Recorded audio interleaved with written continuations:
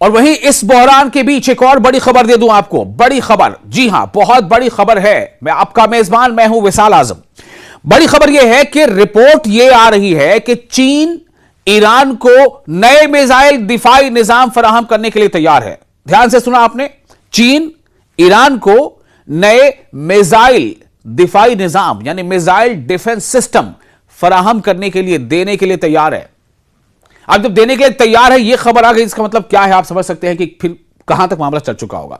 और यह कहां से आ रही है खबर?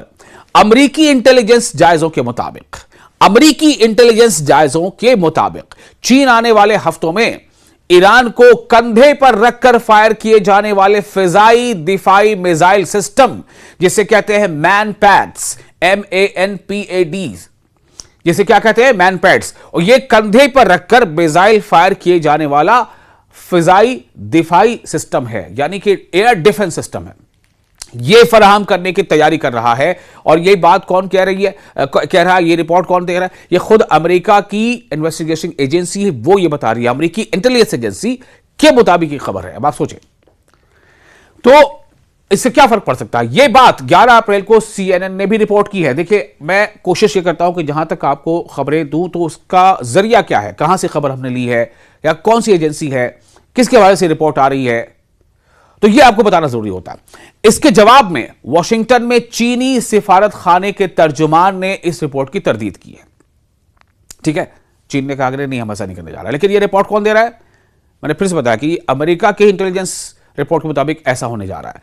तर्जुमान ने कहा है कि चीन ने कभी भी तनाजे में शामिल किसी फरीक को हथियार फराहम नहीं किए, जेर बहस मालूमात दुरुस्त नहीं है।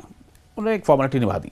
बहरहाल, तो जो कंधे पर रखकर फायर किए जाने वाला मिसाइल फिजाई डिफेंस सिस्टम है, जिसे शॉर्ट में कहते हैं मैनपैड्स, MANPAD, मैनपैड्स को इस जंग के दौरान कम बुलंदी पर परवाज करने वाले अमेरिकी जंगी तैयारों और फौजी जहाजों के लिए एक गैर मुतनासिब खतरा करार दिया गया है, जो अमेरिका और इसराइल ने 28 फरवरी को ईरान के खिलाफ शुरू की थी।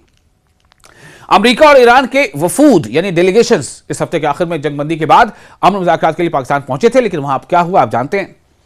इससे कबल इसी हफ्ते चीनी सिफारतखाने के तर्जुमान ने CNN को बताया था कि बीजिंग जंगबंदी और तनाजे के खात्मे में मदद के लिए काम कर रहा है। और खुद अमेरिकी सदर डोनाल्ड ट्रंप ने भी इस बात को माना था। अमेरिकी सदर डोनाल्ड ट्रंप ने एक प्रेस कॉन्फ्रेंस में कहा कि ईरानी अफवाज ने एक कंधे से फायर होने वाला, हरारत को तलाश करने वाला मिसाइल इस्तेमाल करके अमेरिकी F-15 तैयारा मार गिराया।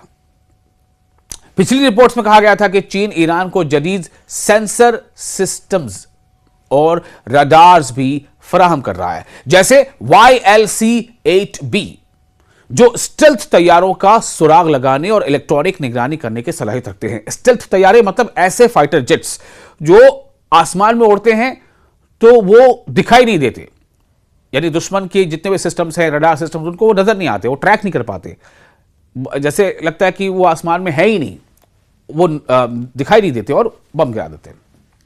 तो ऐसे मिसाइल, ऐसे जो जेट है, फाइटर जेट, उनको भी ये मार गिरा सकता है। कौन? YLC-8B पता लगा लेता है।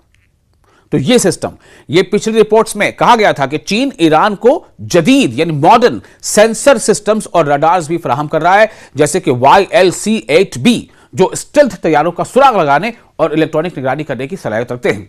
उधर अमेरिकी इंटेलिजेंस के मुताबिक अमेरिका और इसराइल के 5 हफ्तों के मुसलसल हमलों के बावजूद ईरान के पास अब भी हजारों बैलिस्टिक मिसाइल मौजूद हैं। हजारों बैलिस्टिक मिसाइल मौजूद हैं। किसकी रिपोर्ट है? अमेरिकी इंटेलिजेंस रिपोर्ट है। अमेरिकी इंटेलिजेंस रिपोर्ट के मुताबिक अमेरिका और इसराइल के 5 हफ्तों के मुसलसल हमलों के बावजूद ईरान के पास अब भी हजारों बैलिस्टिक मिसाइल मौजूद हैं, जिन्हें वो जेरे जमीन जखीरा गाहों से लॉन्चर्स निकालकर इस्तेमाल कर सकता है। यह बात वॉल स्ट्रीट जर्नल ने रिपोर्ट की है। अमेरिकी वजीर जंग, जिन्हें वहां कहा जाता है वॉर सेक्रेटरी, अमेरिकी वजीर जंग पीट हेग्सेथ ने इस हफ्ते सहाफियों से बात करते हुए कहा था कि अमेरिका इसराइल की बमबारी मुहिम ने ईरान के मिसाइल प्रोग्राम को अमलन तबाह कर दिया, मतलब लगभग खत्म कर दिया, और इसकी फौज को कई सालों के लिए गैर मौसर बना दिया है।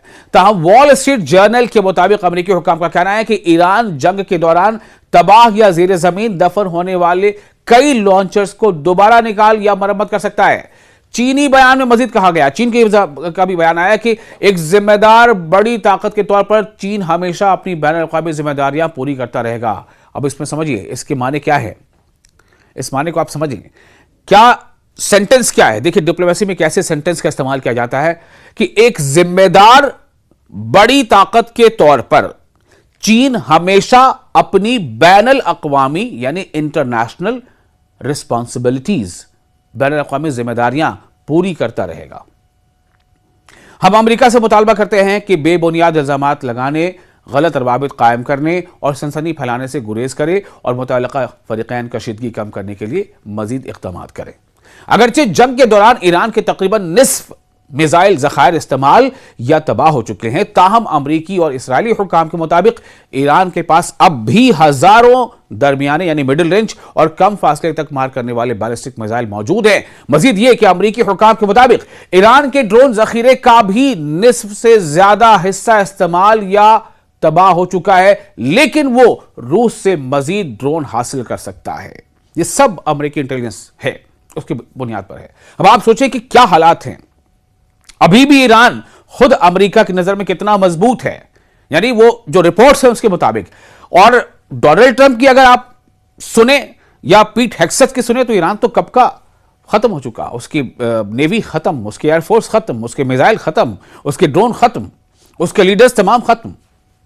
ये अमेरिका कह रहा है, डोनाल्ड ट्रंप कह रहे हैं, पीट हेग्सेथ कह रहे हैं।